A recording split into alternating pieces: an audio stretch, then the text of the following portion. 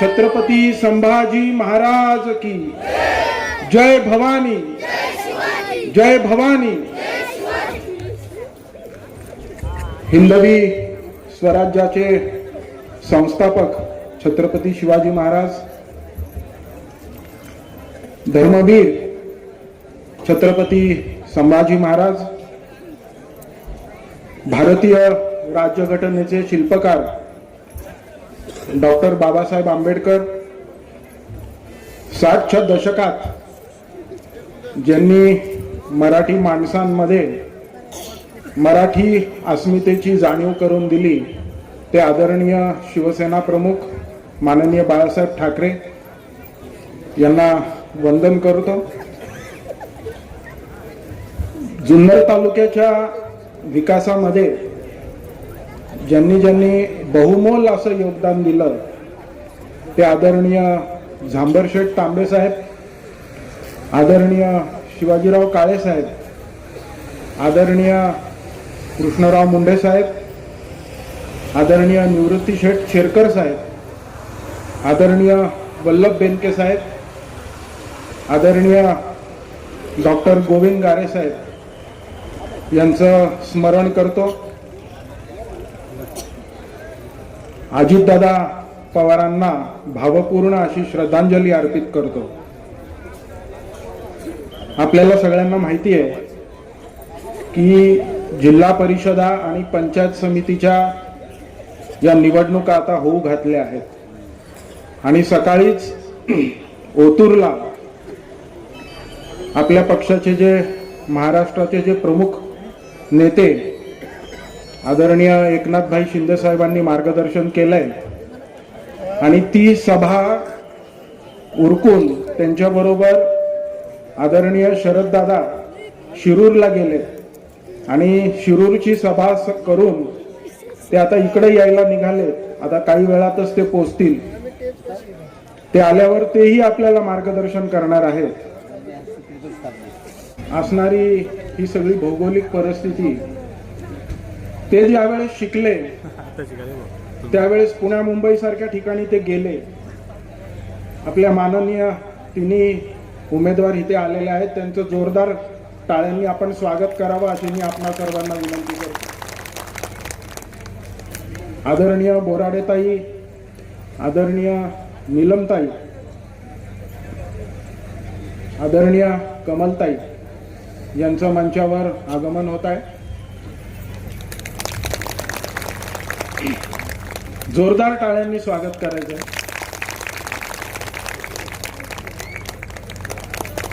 आणि मग 60च्या दशकामध्ये मुंडे साहेबांनी ओळखलं की या समाजाला जर सकारात्मक बाजूने जर हा समाज घेऊन जायचा असेल तर आपल्याला काय केलं पाहिजे।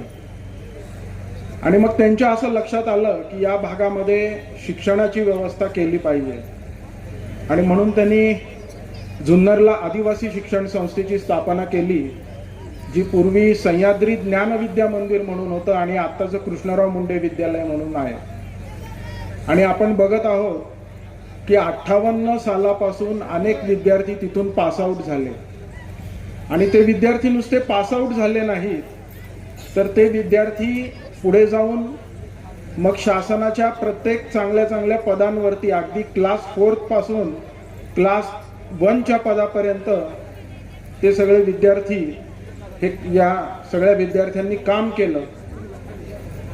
आणि मग पुढे कुठेतरी जाऊन मधल्या काळामध्ये मुंडे साहेब असतील, आदरणीय शेरकर साहेब असतील, शेरकर साहेबांच्या माध्यमातून जुन्नर तालुक्यात सहकार उभं केलं गेलं आणि मग शिक्षण असेल, सहकार असेल, या माध्यमातून ही सगळी पिढी मोठी होत गेली। त्यांना नोकऱ्या लागल्या, 2 पैसे खिशात आले, लग्न झाली, कुटुंब व्यवस्था त्यांची स्थिर स्थावर झाली। आपल्या भागात शिक्षणाची काय परिस्थिती आहे, आपल्या भागात रोजगाराची काय परिस्थिती आहे, आपल्या भागात रस्त्यांची काय परिस्थिती आहे। आज आपण आपटाळ्याला येतोय, हा रस्ता बघतोय आपण, काय परिस्थिती त्या आपटाळ्याच्या रस्त्याची झालेली आहे। दळणवळणाची साधनाची काय परिस्थिती आपल्या सगळ्यांना माहिती आहे। आपण ज्या एस टीमध्ये जातो येतो त्या मोडक्या तोडक्या एस टी, कधी त्याच्या खिडक्या लागत नाही, त्या पावसाळ्यात एसट्या गळक्या असतात. अतिशय अशी दुरावस्था सगळ्याची झालेली आहे. अन्न वस्त्र निवारा या मूलभूत गोष्टींसाठी आजही आपण 77 वर्ष झाली भारताला स्वातंत्र्य मिळून, पण आजही माझे इथले बांधव अन्न वस्त्र निवारा या गोष्टीसाठी संघर्षात आहेत. स्मशानभूमीची काय परिस्थिती आहे आपल्या भागात? मला तर वाटतं स्मशानभूमी नाहीच आहे. ओढ्याला कुठेतरी नेऊन अंत्यविधी करावा लागतो. पावसाळ्यात किती भीषण परिस्थिती असते ही मी पाहिलेली आहे. पाण्याची परिस्थिती काय आहे? आपल्याकडे पाणी चांगलं प्यायला नाही, आपल्याकडे चांगली शेती होऊ शकत नाही. या सगळ्या गोष्टींचा जर विचार केला, खरं तर मी सकाळी माझ्या वडिलांच्या अगदी खांद्याला खांदा लावून, ज्यांनी जुन्नर तालुक्याच्या सामाजिक आणि राजकीय जीवनात काम केलं, त्या एका ज्येष्ठ नेत्याला मी सकाळी फोन केला आणि मी त्यांना असं विचारलं की म्हटलं, साहेब, जिल्हा परिषदा, पंचायत समित्या यांच्या एकूण योजना किती असतात? कृपया करून महिलांनी हे नीट ऐका. माझी विनंती आहे आपल्या महिलांना की आपण हे जरा नीट ऐका. मी त्या साहेबांना फोन केला आणि त्यांना विचारलं की जिल्हा परिषदा आणि पंचायत समितीच्या एकूण योजना किती आहेत?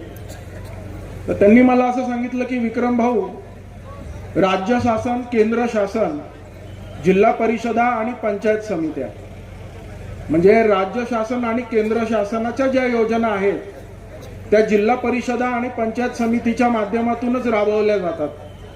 आणि त्यांनी मला जो आकडा सांगितला ते म्हणले 1300 योजना आहेत. या 1300 योजनांचा आकडा मी ऐकला, मी चाट झालो.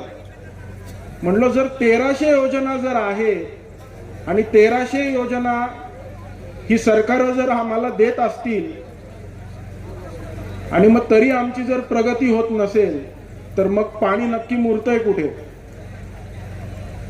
मी म्हणतो की 1300 जाऊ द्या, 200 असतील, 150 असतील, 100 असतील, बरोबर आहे की नाही? पण आपल्याला काय माहिती आहे? आपल्याला, मला वाटतं, एक पीठ गिरणीची एक योजना फेमस झाली, दुसरी ताडपत्र्यांची एक योजना फेमस झाली.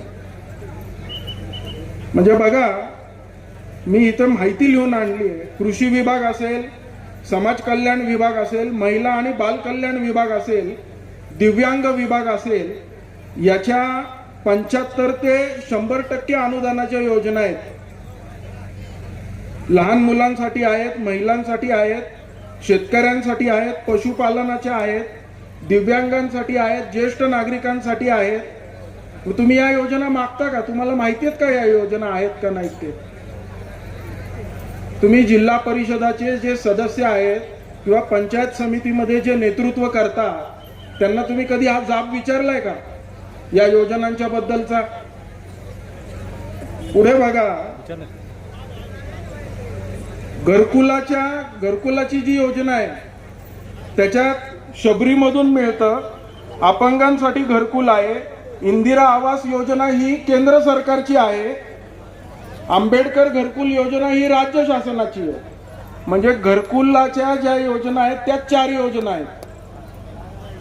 आता पुढे बघा, जिल्हा परिषदेच्या ज्या योजना आहेत त्याच्यात शेती साहित्य आहे, उद्योग प्रशिक्षण आहे, शेळी पालन आहे, दिव्यांगांसाठी 3 चाकी स्कूटर आहे, स्मशानभूमी वगैरे याही सगळ्या योजना आहेत. पंचायत समितीमध्ये लॅपटॉप आहे. लॅपटॉपला 42,000 रुपये अनुदान आहे. झेरॉक्स मशीनसाठी 43,000 अनुदान आहे. मिरची कांडपसाठी 20,000 अनुदान आहे. घरकुलासाठी 1,20,000 आहे. अशी ही यादी जर मी वाचायला सुरुवात केली तर इथं सकाळ होईल. आणि मग खरं तर असा प्रश्न पडतो की या सगळ्या योजना आहेत, मग या योजना जातात कुठे?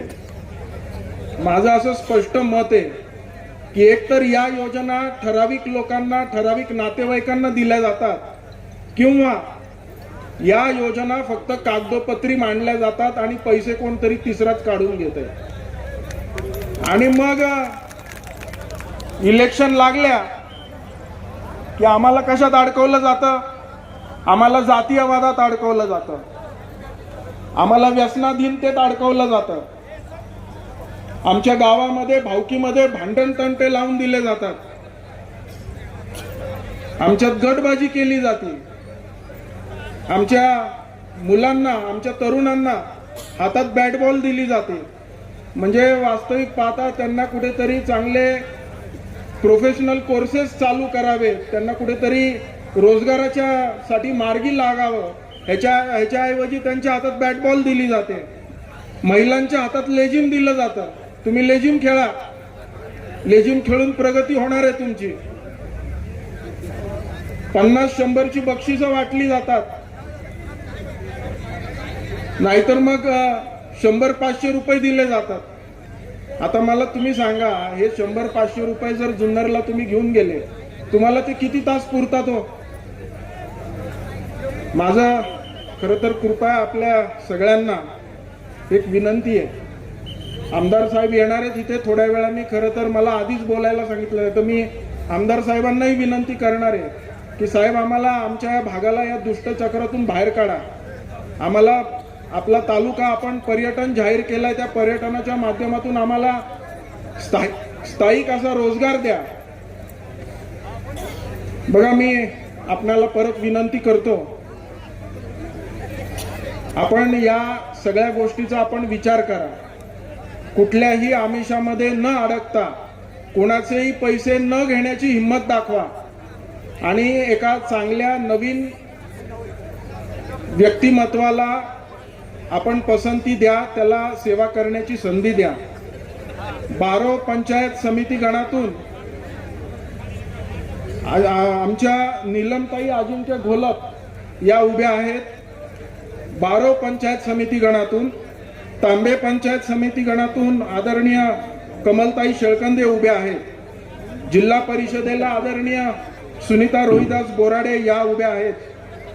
माझा आपल्याला विनंती आहे की या नवीन नेतृत्वाला सेवा करण्याची संधी द्या. आणि मी आपल्याला शेवटचं एक सांगतो आणि माझं इथे मनोगत थांबवतो. माझं असं स्पष्ट आपल्याला सांगणं आहे की कदाचित या तीनही उमेदवारांकडे पैसा कमी असेल, पण निवडून आल्यानंतर विकास करण्यामध्ये त्या कुठेच कमी पडणार नाही, याची ग्वाही त्यांच्या वतीने मी आपणाला देतो. या भागामध्ये 18 पगड जातींची लोक राहतात.